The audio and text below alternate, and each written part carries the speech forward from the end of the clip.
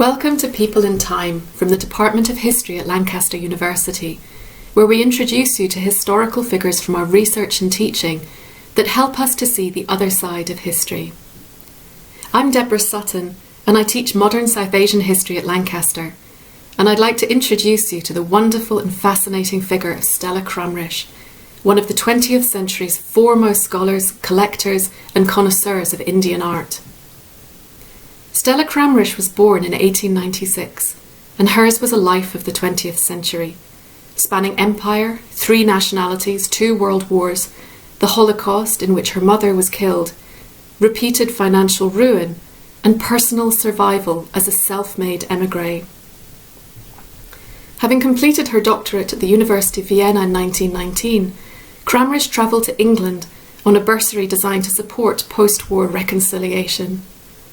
While in London, she was recruited by Rabindranath Tagore, the Nobel Prize-winning writer, to teach at the university he had founded in Bengal in British India.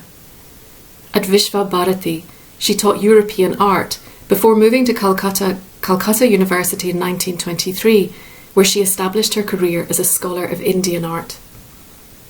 Kramrisch's interest in the arts of South Asia was enormous.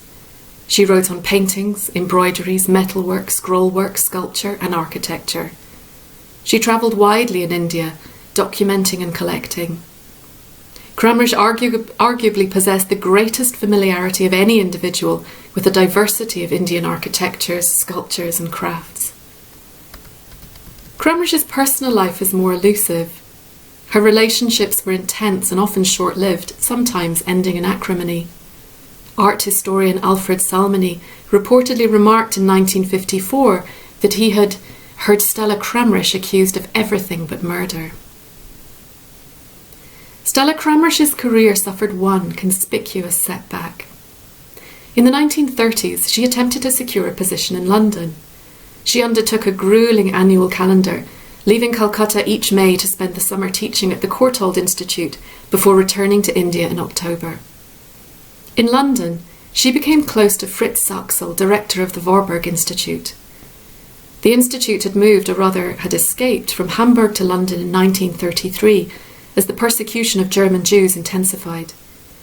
Kramrisch organised the institute's first wartime exhibition of photographs, aspects of Indian art, at the end of 1940.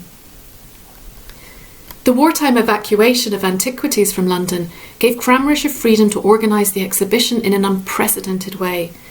She used photographs to illustrate her interpretation of the elaborate sculpture that adorned the exterior walls of medieval Hindu temples as a manifestation of divine energy.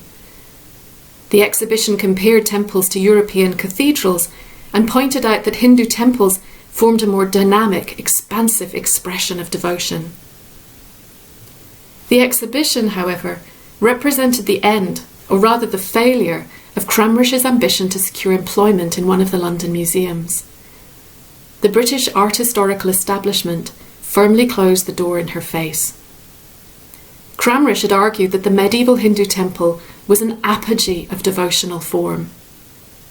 In stark contrast, the British imperial art historical establishment disliked the richly carved and often erotic sculpture of medieval temples and regarded the sensual figures as a corruption of earlier plainer architectures. The novelist E.M. Forster, who reviewed Kramrisch's work in the 1950s, directly addressed British squeamishness. "The beginner," he said, "may be better advised to look quietly at the plates and not to look at too many of them at once. Indian art is not the Westerner's natural food.